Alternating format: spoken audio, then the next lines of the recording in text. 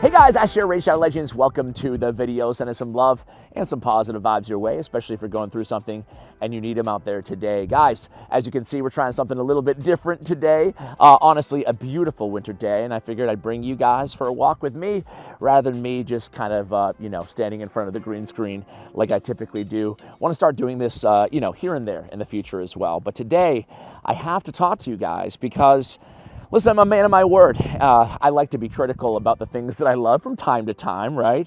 Because, that's how we are when we're passionate about anything. And I made a video about 6 months ago about Raid Shadow Legends, and it was about how the game was in a really, in my opinion, a really tough spot, right? For three main reasons in which I articulated in that video. So the three things that I talked about were the lack of communication from Plarium, the economy, especially silver in Raid Shadow Legends, and the lack of new and interesting and innovative ideas inside the game.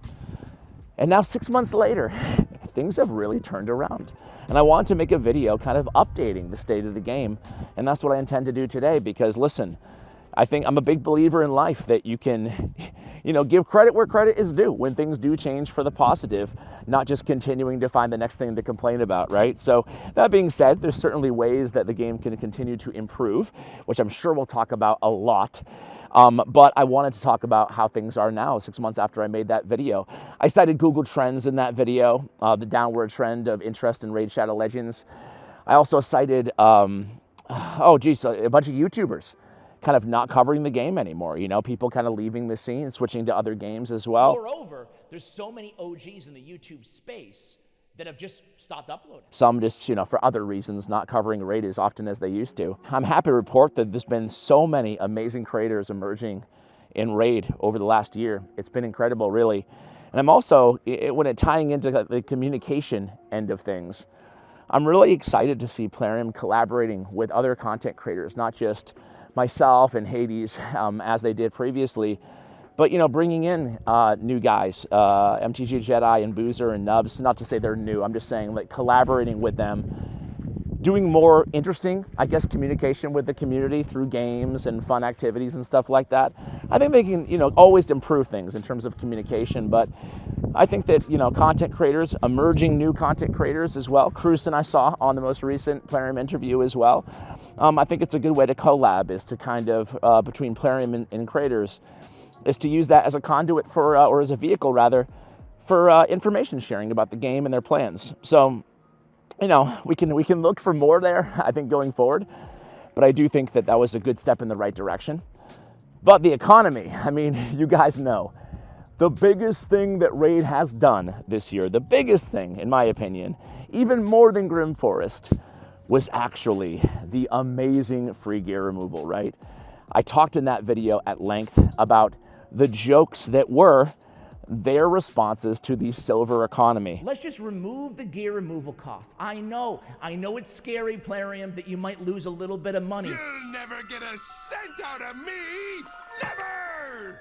And really the only true thing that can make a massive impact, in my opinion, is free gear removal, and they did just that. And it's changed the game so fundamentally because it's changed how we use our champions, what we can do with our champions, and the cost of just using the things that we ought to have in game, like artifacts, accessories, and champions, right? And experimenting. And it's not punishing the player anymore, and it gives them more silver in this economy to build sets now that we have presets and stuff like that. So I just think the game is a really good spot. Silver economy. Now, relic economy, I still think there's a ways to go there. And, that kind of ties into the boring old Cursed City. I love that they improved those, sorry about that. I love that they improved those rewards in Cursed City and Siege. But the game modes, man, they feel really stale, especially Cursed City after Grim Forest. So, free gear removal, that was the best thing of 2025. By a mile, free gear removal. I never thought they'd do it because they told us they wouldn't do it, and they did it. And it's got to be the most popular thing they've ever done. Speaking of popular things, though, man, Grim Forest. I was cautiously optimistic because everything I saw about Grim Forest I really liked, right? A lot of the things that were awesome about Grim Forest were the roguelike elements of it. We haven't even experienced that yet in the game, but the fact that they come every 30 days with something a little bit different, a little bit new, and give us that champion pool. It's not like the factions where they limit the number of champions that we can use just based on the faction. No, we get a say in those champion pools. And man, 2 pieces of advice is if you need them on Grim Forest. Number 1 is we have 2 pools, right?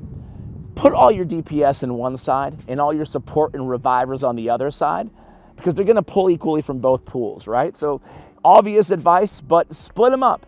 Make sure you have those fundamental debuffs as well, right?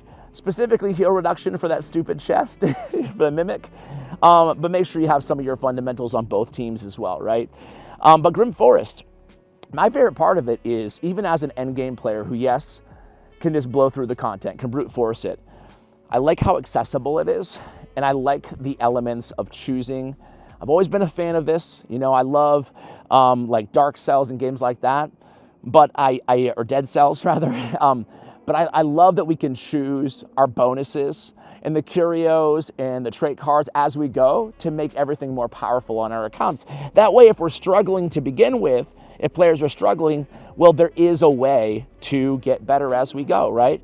I love that customization. It makes it feel fresh. It's not the same old Curse City, fighting the same boss with the same champions down the same few, few levels again and again and again and again and again.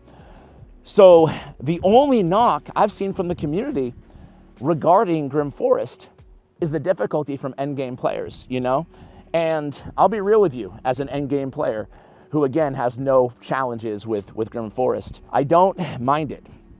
I'd rather have, unlike Faction Wars Hard, I'd rather have PvE. That's something that everybody can truly enjoy. And endgame players, there does get to be a point 7 games in a game, or 7 years rather, in a game's life cycle, where endgame players, it's gonna pivot their main focus to PvP, to live arena. And you're gonna see these new game modes, they can still be enjoyable. And I still think Grim Forest is enjoyable even as an endgame player, but it's gonna be a mechanism to help you out in PvP. Whereas where the endgame truly is gonna live in Raid Shadow Legends, I don't think it would do the community a service to make the content so challenging that the broad spectrum of the player base can't enjoy it. And I think they actually nailed it with the difficulty. I think it's better to err on the side of something being, something that the player base can actually experience. So I think they just absolutely nailed it. Now, there's one thing I'll say though, and that is I'm not really super excited about that mythical that we get. From Grim Forest. This is coming off the heels of Polara, who I'm also not super excited about. Now, I got her as soon as I possibly could. I got Polara Fireheart on my account.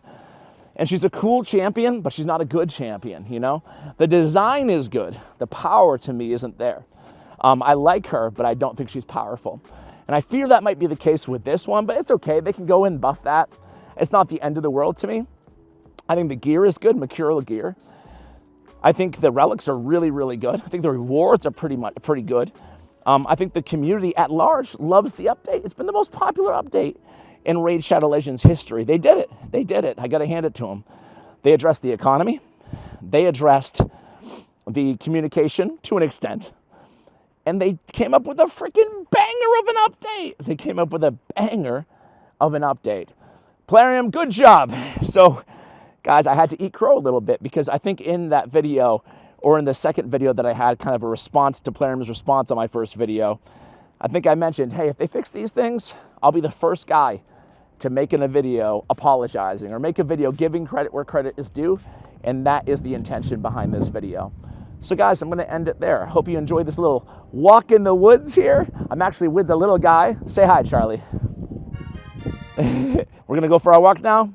Do you have anything you want to say to the people? No. Okay. That's it? Yeah.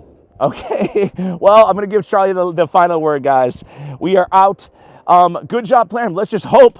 There's a lot of improvements that still need to come, right? The time elements. I made a whole video talking about that.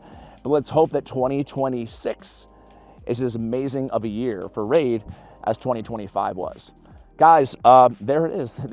And add a zoom out feature of Grim Forest. that's going to do it for the video, guys. Thanks so much for joining me. Much love. And as always, take care, guys.